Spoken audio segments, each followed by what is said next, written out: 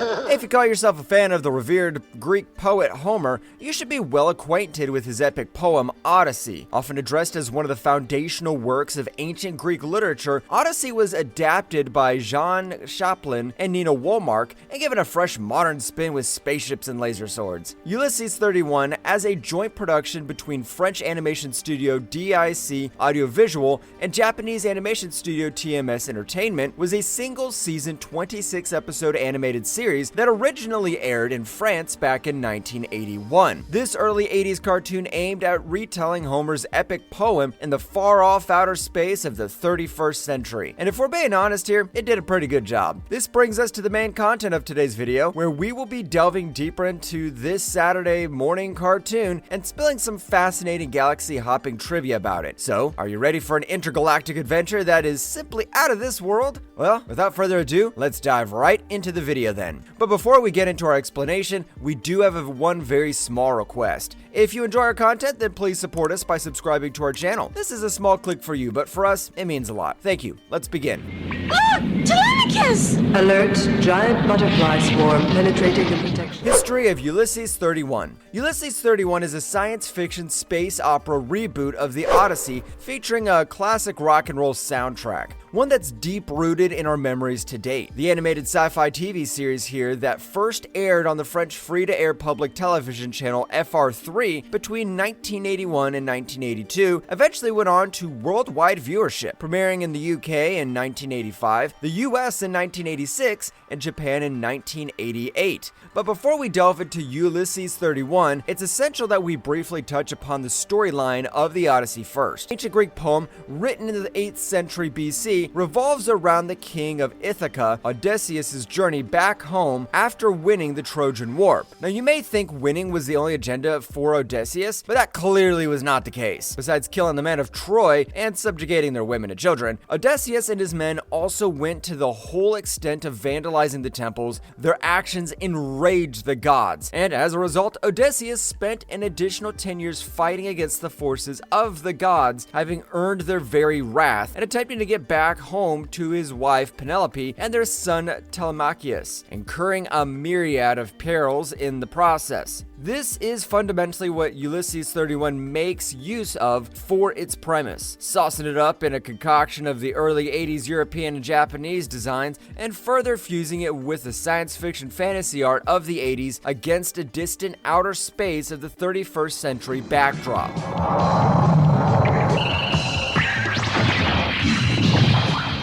The cartoon explored. To better understand the plotline of Ulysses 31, we'll explore the cartoon's first 2 episodes for you. The first episode, titled Vengeance of the Gods, begins with Ulysses gearing up to depart the Troy space station and return home to Earth. We learn the situation is bad on Earth, and that the impatient princes have been threatening the peace. Ulysses has to reach Earth before the next comet streaks across the sky, or else his wife Penelope will be forced to choose another husband for herself. Following sequence has everyone celebrating Ulysses' son Telemachus' birthday, and it's during this occasion Ulysses gives his son a small robotic companion named Nono. After the birthday celebration, Ulysses, Telemachus, and the crew board the giant spaceship Odyssey and begin their journey back home. Shortly after leaving the orbit of Troy, the Odyssey's main computer, Shirka, detects an uncharted planet across the space trajectory and informs Ulysses about it. Soon, a floating sphere of space energy is seen heading towards the Odyssey. With Shirka stating that it'll collide with the spaceship within the next 30 seconds, Ulysses commands Shirka to activate the protection screen immediately. However, the bright ball of energy invades the Odyssey and abducts Telemachus to the mysterious planet. Telemachus regains his senses and finds himself held captive alongside a blue-skinned humanoid alien girl named Yumi and her brother Numenor. The siblings introduce themselves to Telemachus and tell him they are from the planet Zotra. Numenor tells Telemachus that they have become prisoners of the disciples of Cyclops, as in the creature that is worshipped there. Numenor tells Tomachius with more information about the Cyclops, how it steals children, takes away their energy,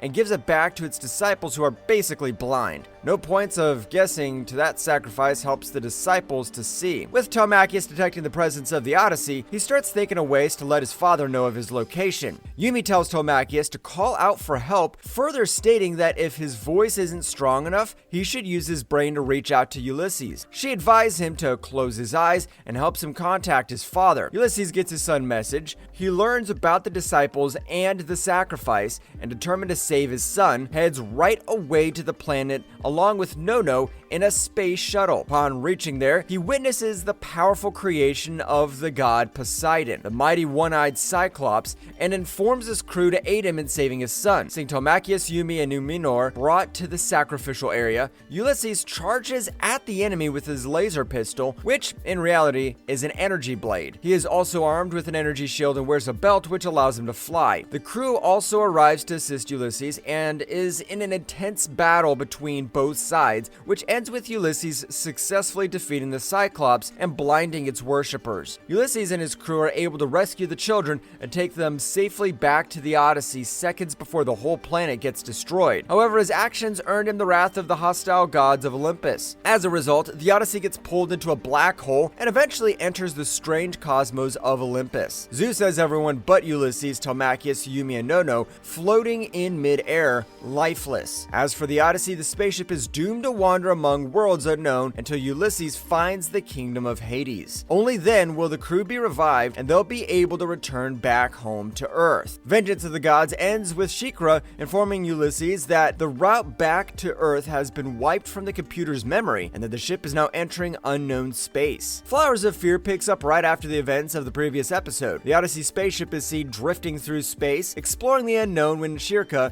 informs Ulysses of a nearby planet they're approaching. This excites Ulysses and he commands Shirka to begin operations to draw near the planet. Tomachius, Nono, and Yumi are seen enjoying themselves in the spaceship garden. Yumi plucks flowers to weave a garland for Numenor, who is still in suspended animation with the rest of the crew. Back in the deck, Shirka gives a visual display of the approaching planet, one that has an advanced civilization but no sign of life. And add to this the presence of a vital energy which is difficult, even on the part of Shirka, to analyze. Curious to learn more about the planet, Ulysses commands Shirka to take the spaceship closer, and they eventually come across the lifeless city world. With Ulysses demanding Shirka for additional information, Shirka dispatches a research probe. After a rather penetrating investigation, Shirka calls it a hospital planet, further adding that the entire planet is filled with hospital installations. It becomes pretty clear that the planet's inhabitants are quite famous for their medical technology, especially medical equipment designed for reanimation. Ulysses is absolutely delighted to make this discovery. He believes he can finally revive his companions. Although Shirka warns him about the presence of a strong vital energy force, Ulysses decides it's worth taking the risk and leaves with Tomachius to look around the planet. But before Ulysses leaves, he tells Nono to inform Yumi about the situation and that they should wait in the spaceship for his instructions. With Ulysses going with Tomachius on a space shuttle, Nono informs Yumi about the planet and that there may be a way to bring the crew back to life. This has Yumi overjoyed, and there's only one thing she could think of right now: bringing her brother back to life. She asks Nono to help her carry Numenor to the planet, despite Nono telling her that Ulysses has specifically told them to wait. Ulysses, on the other hand, asks Shirka for information leaks. He and Tomachius are about to explore the reanimation buildings, as the electrodynamic reanimation theater looks seemingly functional. They land their shuttle in front of the reanimation building and go outside for a proper look. Tomachius is surprised to find not a single living soul there, and it dawns upon him that if people were actually living on the planet, where did they all disappear? As they enter the building, the surface underneath their shuttle cracks a little. They're unsure if the building is a reanimation unit, so they leave the premises. Tomachius points out the cracks, which are literally all over the ground by now. He's pretty sure the cracks weren't there when they landed, but Ulysses dismisses him. As they board their shuttle, something emerges from the cracks, but we don't get a proper look at it. Ulysses is next seen arriving with his son in front of another reanimation building. They're greeted outside by a voice that tells them to enter the building without any fear. Similar cracks start appearing on the ground where the shuttle is, but Ulysses and Telemachus have already entered the building by then. Inside, a hologram projection of a man informs the duo of the dangers that lie in wait for them on the planet. The man, who is currently nothing but a flickering picture, elucidates to them how in the past they had discovered ways of curing every sickness in Olympus by using the very energy contained in Olympus itself. This included restoring life to those who had lost it. The people ended up saving a little too many lives. This angered the gods, and they began to lose their powers, and therefore the gods threw some seeds on the ground which had a fearful power. The seeds were capable of detecting even the slightest presence, and upon detection they started growing at an incredible speed. They were ultimately meant to destroy every sign of life. The holographic man urges Ulysses and Telemachus to leave the planet immediately. It is also seen around the same time that Numi and Nono are seen arriving on the planet in order to revive Numenor. With them finding the reanimation unit, Yumi asks Nono to get the body of Numenor from the shuttle while she finishes reading the instruction chart. We return to Ulysses and Telemachus, who are seen rushing outside the building to get to their shuttle, but upon reaching there, they find a horde of humongous flowers blocking their path to the shuttle. The flowers start attacking the duo by projecting powerful laser rays at them. Ulysses uses his energy shield, and with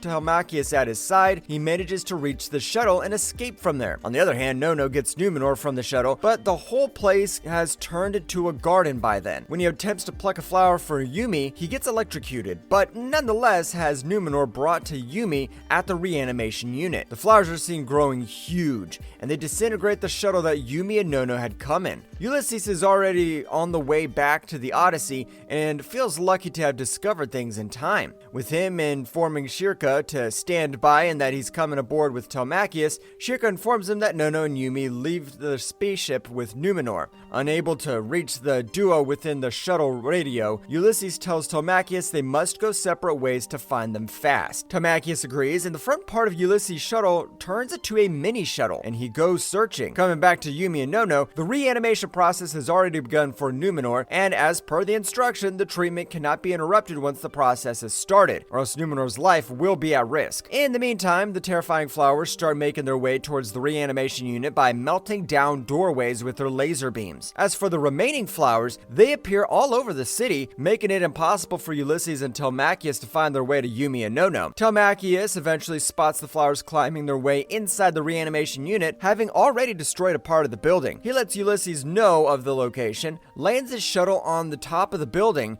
and finds his way to Yumi and Nono. As for the flowers, they start ambushing the reanimation chamber and would have had their way had Ulysses not intervened at the right time. Ulysses starts shooting at the flowers with his laser pistol and begins cutting their metallic stalks, transforming the pistol into his energy blade. He tells the rest to run to the shuttle while he is seen resorting to his energy shield and simultaneously shooting at them. Everyone reaches the rooftop until Telemachus has Yumi, Nono, and Numenor in his shuttle and flies away. After a rather intense battle with the flowers, Ulysses boards his shuttle and makes his way out of there. Back at the Odyssey, Yumi apologizes for risking everyone's life, but tells him that she only did what she had to revive Numenor. Ulysses tells Yumi that he completely understands because that has also been his intention, to revive the entire crew. Ulysses tells the children never to give up on hope and always to stay united, and he promises that together they will triumph and escape from Olympus. The episode ends with the Odyssey wandering deeper into the space. Orpheus, please, no! Eurydice! I've searched for you for so long, my Eurydice! Some fascinating galaxy-hopping trivia about Ulysses 31. First things first, let's begin with a catchy theme tune. If you ask us, we cannot imagine the cartoon without its classic theme soundtrack. So what if we were to tell you that the French-Japanese animated series Japanese version had an entirely different theme tune? Yes, it is rocky and catchy, but it's not the same. Well, who would have thought that? Next, what if we told you that the series had a pilot episode? The original pilot episode was recorded in Japanese and was never aired on television or released on any home video format. The episode featured a completely different soundtrack, new character designs, and most significantly, the Odyssey, in terms of its design, was poles apart from what was eventually finalized. And now comes the most mind-numbing fact. Did you know that someone actually made a live-action version of the cartoon's opening credits? As ridiculously funny as it could be, it was made at the end of the day and it is still there for you to relish upon. If you still haven't watched it, we suggest you do that right away. Emergency alert. Instantaneous molecular formation taking place. Meteors forming all around the Odyssey. Marvelous verdict. Well, that's all for today, and with this, we finally come to the end of our video here. So, have you watched all episodes of Ulysses 31? If you're an 80s kid, the series has to be an all-time favorite. Right from amazing characters, great storyline, to being completely drenched in mythology,